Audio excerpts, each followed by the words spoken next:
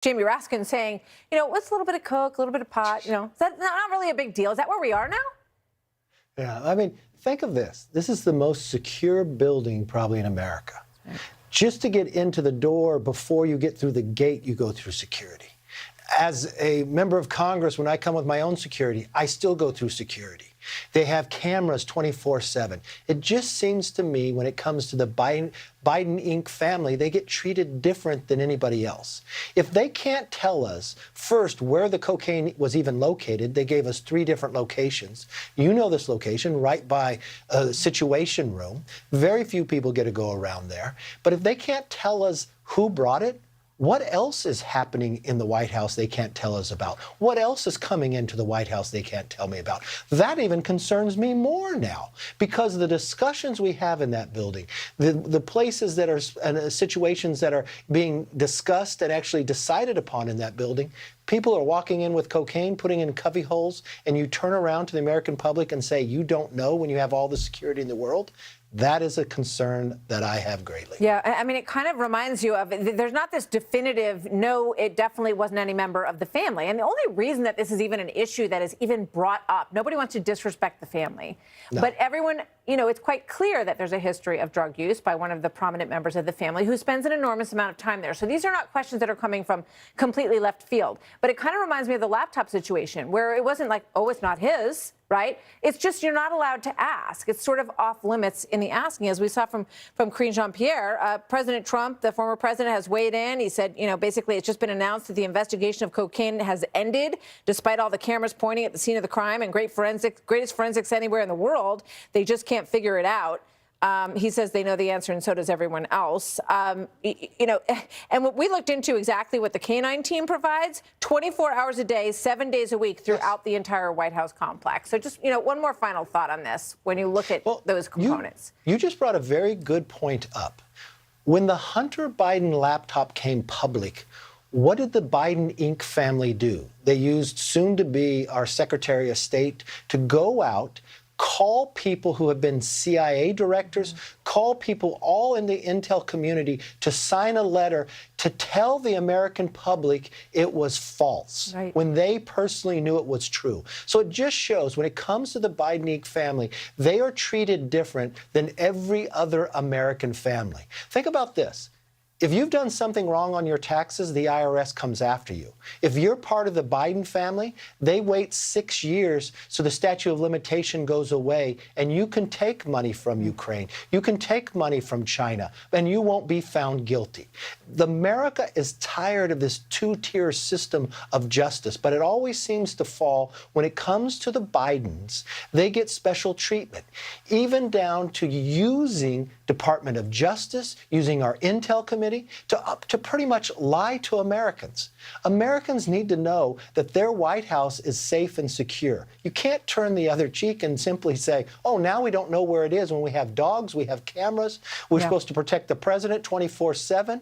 And we can't tell you? Yeah, I think Americans would be a lot more reassured if they heard, of course, this is completely unacceptable. We will find the person who carried this in, and we will make sure that they're held accountable. If it's an outsider, they will never come here again. If it's a contractor, they'll never work here again. I think that's the kind of language that would put people's minds at ease. But I do want to ask you about something that you just touched on, because, we heard from Christopher Wray yesterday, and his overall tone, I would say, is, look, we do an amazing job here at the FBI. And here was his response when he was asked about whether or not the Bidens do get any special treatment in these situations. Watch. Are you protecting the Bidens? Absolutely not. Do you believe that? Do you agree with what Christopher Wray said? Do you think that he's credible with that answer, Speaker? He's not credible with the answer, and I think his whole testimony shows the FBI is actually broken under his leadership. And I'm not talking about the rank-and-file agents who are doing their job every day. Thank you for the work you're doing. But the bureaucracy is broken. Because remember what Wray said even in his testimony here.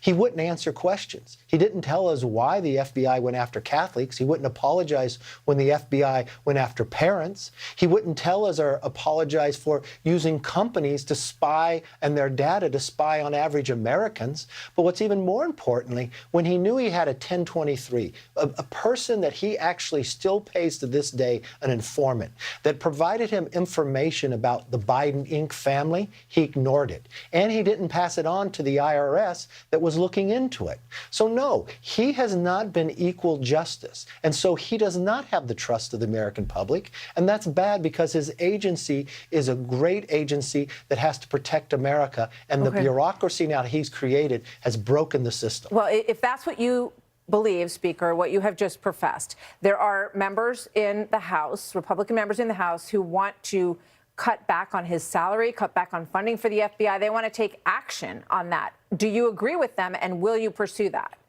What I think best to do is let's find the answers to all this. But the first thing I will tell you they think we need to do, the whole plan for the FBI is to create a new big Pentagon.